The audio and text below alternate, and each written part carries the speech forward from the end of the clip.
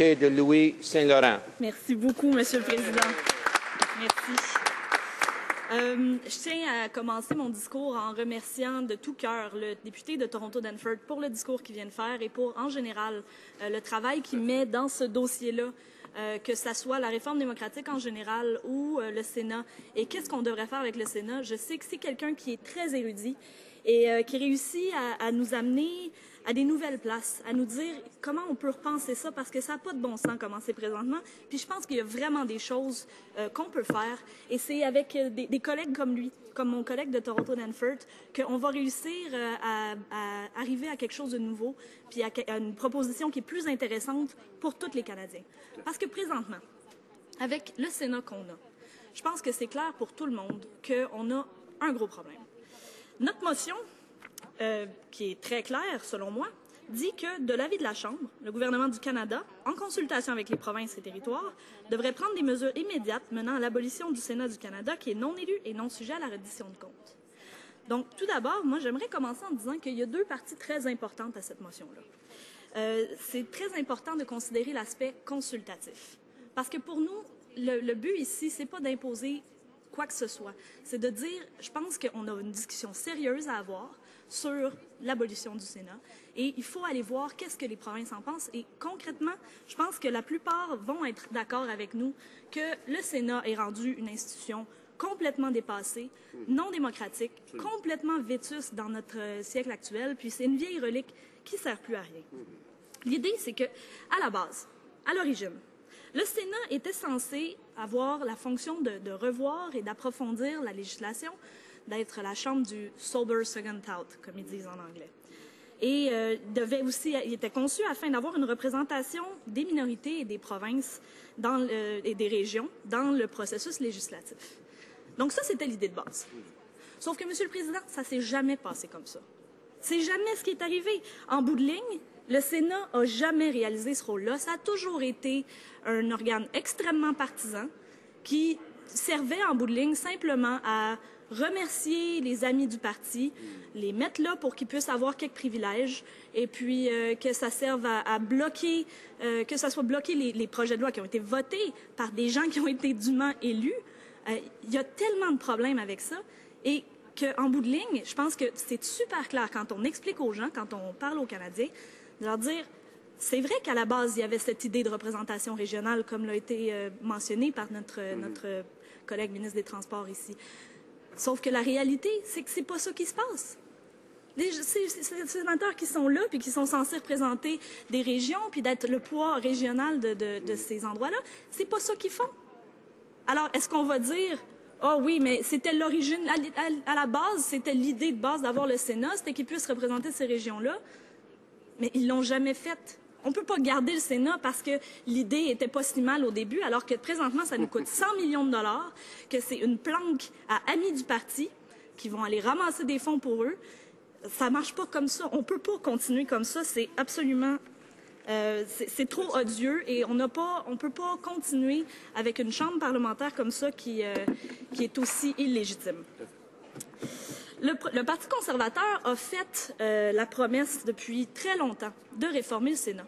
C'est quelque chose sur lequel ils ont fait campagne en 2005 et qu'ils ont beaucoup insisté là-dessus. Et il y a beaucoup de gens, je suis convaincue, qui sont membres du Parti conservateur ou qui votent pour eux, qui les supportent, qui sont d'accord avec nous que le Sénat est une institution qui a énormément de problèmes.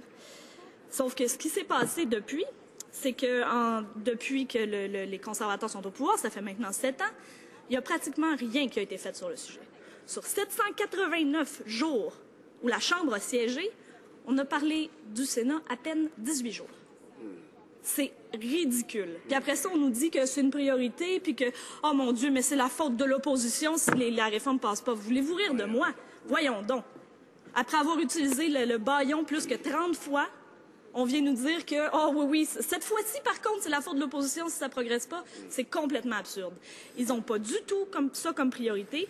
Puis quand ils présentent des projets de loi pour réformer le Sénat, comme C7 qui a été présenté l'année passée, puis qu'ils ont mis aux oubliettes, puis qu'ils n'ont pas trop parlé depuis, ben, c'est des projets de loi qui n'ont pas de bon sens. C7 a énormément de problèmes. C7 nous dit, on va faire des élections un peu bidons qui vont être payées par les provinces, hein, parce qu'évidemment, c'est à eux autres de s'occuper de ça. Et puis, on va dire, ben c'est ça, élisez vos sénateurs. Puis après ça, le premier ministre va décider si oui ou non il va nommer ces personnes-là que vous allez mettre sur votre liste. Super, vraiment, wow, je suis tellement ravie. C'est là que vraiment on va avoir un Sénat qui a du bon sens. Donc, juste à la base, le principe des élire, ça peut causer tellement de problèmes parce qu'on n'a pas un système qui est fait pour avoir 2 chambres élues. On n'a aucun mécanisme pour faire fonctionner ça de façon à ce que ça soit efficace et fonctionnel. Donc, à la base, on a déjà un problème là. Ensuite, on nous propose d'avoir des mandats de 8 ans non renouvelables. Hey, wow, ça va vraiment les rendre redevables à la population. Tu te fais élire, tu te fais planquer là, puis t'as plus de compte à rendre à personne pour les 8 prochaines années. T'es planqué là, t'as ta belle retraite, tes belles affaires, ton beau budget, puis tu peux aller te promener, puis aller ramasser des fonds pour le Parti conservateur tant que tu veux. C'est complètement ridicule. Ils n'ont pas de redevabilité aux gens, jamais. Puis, en général, c'est super clair en voyant ce projet de loi-là, qu'il avait été fait en fonction de ne pas avoir à consulter les provinces. Il y avait tout contourné, là, chacune des affaires de la Constitution pour dire on va bouger un petit peu ça ici, bouger un petit peu ça ici, on fait des petits changements cosmétiques, puis on n'a pas un mot à aller dire aux provinces. C'est pas comme ça que ça marche. Notre Canada fonctionne pas comme ça. On a besoin d'avoir un dialogue entre le gouvernement fédéral puis les provinces entre elles, pour être capable de faire avancer puis fonctionner les choses, puis voir qu'est-ce qu'on veut comme pays. Et puis, si parlons-en des provinces. Toutes les provinces, soit n'ont jamais eu de Sénat, ou soit l'ont aboli. Puis, à ce que je sache, les gouvernements provinciaux sont pas en ruine avec l'apocalypse qui se passe partout parce qu'ils n'ont pas de Sénat. Là. On s'entend que c'est parfaitement fonctionnel de juste plus avoir cet organe-là, de remplacer le bon travail qui est parfois fait par le Sénat par différents autres organes, que ça soit plus de travail en comité, que ça soit de faire plus de commissions d'enquête ou de différentes choses pour essayer de remplacer le travail qui est parfois fait par le Sénat. Il y a plein d'autres façons de le faire. Puis on a l'exemple dans tous nos gouvernements provinciaux présentement. Ils fonctionnent tous très correctement avec leurs assemblées législatives sans avoir besoin d'une chambre où on place les amis du parti puis qu'on fait des dépenses incroyables qui, en bout de ligne, ne servent vraiment pas à grand-chose. Parlons-en des dépenses. Cette année, une hausse de 2,5 millions du budget du Sénat. Pendant qu'on est en train de couper partout, pendant qu'on est en train de dire aux prestataires d'assurance-emploi que les enquêteurs vont avoir des quotas pour forcer à trouver des gens qui, lui, on va lui enlever son chèque d'assurance-emploi, là. Pendant qu'on est en train de faire ça puis qu'on coupe partout, non, le Sénat, ça va. Ça, on va augmenter son budget. Est-ce que je peux avoir une explication là-dessus, s'il vous plaît? Parce que là, moi, il y a quelque chose qui ne marche pas. C'est pas comme ça que moi, je vois le Parlement du Canada. Puis c'est pas là que je pense qu'on devrait mettre notre énergie et notre argent. Et puis, si on fait juste parler des gens qui partagent notre position. Récemment, on a eu... en fait, j'allais dire la surprise, mais c'est pas vrai parce que je pense que c'est probablement beaucoup plus répandu qu'on pense, d'avoir l'ex-sénateur Michael Fortier qui a dit très clairement que selon lui, il était d'accord avec le fait que le Sénat devrait être aboli. Puis je pense que c'est vraiment important que je le cite précisément. Il a dit « Si j'avais à choisir aujourd'hui, je dirais que je suis probablement plus près que jamais de vouloir fermer cette place. Je n'en vois plus l'utilité. » J'étais très naïf à l'époque. Donc, il parle de quand il a été nommé lui-même sénateur en 2006. Il dit, j'étais très naïf à l'époque. Je croyais que ce serait un endroit différent de ce que j'ai vu. J'ai trouvé le Sénat extrêmement partisan des 2 côtés, y compris le mien. Je trouvais cela très agaçant parce que ces gens tentaient de jouer le rôle d'un député et ils ne le sont pas. Mais c'est ça, Monsieur le Président, c'est ça le problème. Tout ce qu'on fait, c'est qu'on prend des candidats déchus aux élections ou des amis du parti qui sont proches, on leur donne une belle retraite dorée, on leur fait payer leurs dépenses par l'argent des contribuables. Dans le cas, par exemple, de Madame la sénatrice Wallin, qui a une facture de plusieurs dizaines de milliers de dollars pendant la campagne électorale de 2011. C'est complètement ridicule. Donc, c'est notre argent, l'argent de tous les Canadiens, qui s'en vont dans la poche d'un sénateur pour aller faire campagne pour un parti politique. C'est ça notre Sénat non partisan, c'est ça notre Sénat qui est censé être la chambre de revue sage de la législation. C'est vraiment pas comme ça qu'on considère que le Sénat devrait être. Et je pense que c'est absolument important qu'on adopte cette motion pour dire qu'il est temps d'aller consulter les provinces et de discuter sérieusement de l'abolition du Sénat. Merci, Monsieur le Président. Bravo. Questions et commentaires. Questions and comments. The Honourable Minister of State for Democratic Reform. Thank you, Mr. Speaker. Mr. Speaker, I'd like to ask the honourable member of they've come forward with the suggestion to abolish the Senate, and I'd like to ask the member of, because this is the Constitution that we're dealing with, you can't just wake up one morning and decide to abolish the Senate. What amending formula would you use to abolish the Senate? Would it be 7 provinces with 50% of the population? Would it be unanimous consent? And do you have clarity on this question? Because, frankly, the rest of Canadians don't have clarity on this issue. I'm wondering if the NDP does. And, Mr. Speaker, I must say that even when the Liberals and the member for St. Laurent-Cartierville says that you should not get into long, drawn-out constitutional battles, you know you're on the wrong track. L'honorable député de Louise Saint-Laurent. Merci, Monsieur le Président. Je remercie Monsieur le ministre pour sa question. Je pense que c'est une question qui est très légitime ici.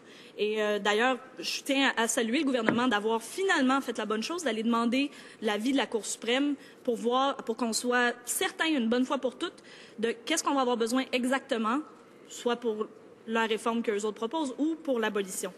Je pense que justement d'ici là, ça va être intéressant de voir ce qu'ils vont nous répondre là-dessus. Mais ça reste que je trouve ça assez ironique que ça ait pris 7 ans de gouvernement conservateur avant qu'ils se décident à faire un move là-dessus. Je veux dire, c'est pas comme si c'est quelque chose qui était sorti de nulle part de dire « Oh mon Dieu, il faudrait peut-être aller voir qu'est-ce que ça prend comme amendement à la Constitution pour ça. » Et comme l'a mentionné mon collègue de Toronto-Danforth tantôt quand on lui a posé la question, ben, je pense que justement, si c'est l'unanimité que ça demande, ça risque d'être difficile, mais je pense sincèrement qu'il y a suffisamment de gens qui sont écœurés de comment ça se passe au Sénat pour qu'ils puissent dire très clairement et qui convainquent leurs gouvernements provinciaux et qu'on puisse avoir un vrai mouvement populaire qui dise c'est assez, on n'en veut plus et puis il y a des façons beaucoup plus intelligentes de dépenser notre argent au Canada. Questions et commentaires. Questions and comments. L'honorable député de Saint-Laurent-Cartierville. Oui, merci, Monsieur le Président. Je remercie ma collègue pour son discours, mais je la trouve bien catégorique alors qu'elle n'apporte aucune étude à l'appui quand elle affirme que le Sénat est parfaitement inutile. Moi, j'en ai une étude du professeur Andrew Hurd, publiée en 2009, qui montre qu'entre 1994 et 2008, le Sénat a amendé 9% des projets de loi approuvés par la Chambre des communes et n'en a explicitement rejeté que 2 sur 465. Donc, près d'un projet de loi sur 10 est amendé par le Sénat. Ces amendements amènent des précisions qui sauvent de l'argent aux contribuables, rendent les lois plus claires. A-t-elle fait une étude prouvant que vraiment, quand la Chambre accepte des amendements qui viennent du Sénat, la Chambre fait une erreur au lieu de faire la bonne chose, qui est de profiter du travail de nos collègues du Sénat? L'honorable député de Louise Saint-Laurent. Merci beaucoup, Monsieur le Président. Et je tiens vraiment à remercier mon collègue de Saint-Laurent-Cartierville, qui est quelqu'un que j'admire beaucoup et qui a une connaissance très approfondie de ce sujet-là. Je pense que, par contre, par rapport à sa question, je pense qu'il fait fausse route quand on essaie de trouver les petits bouts où le Sénat a bien fait. Il n'y a personne qui dit que le Sénat, c'est 100% mauvais. C'est sûr qu'il y a des excellents sénateurs qui veulent vraiment faire un bon travail et que souvent, le travail qu'ils font peut être intéressant pour la Chambre ici. Est-ce que ça justifie de continuer à payer 100 millions de dollars par année pour cette Chambre-là? Est-ce que ça justifie d'avoir à supporter des gens qui sont nommés là pour des raisons complètement partisanes?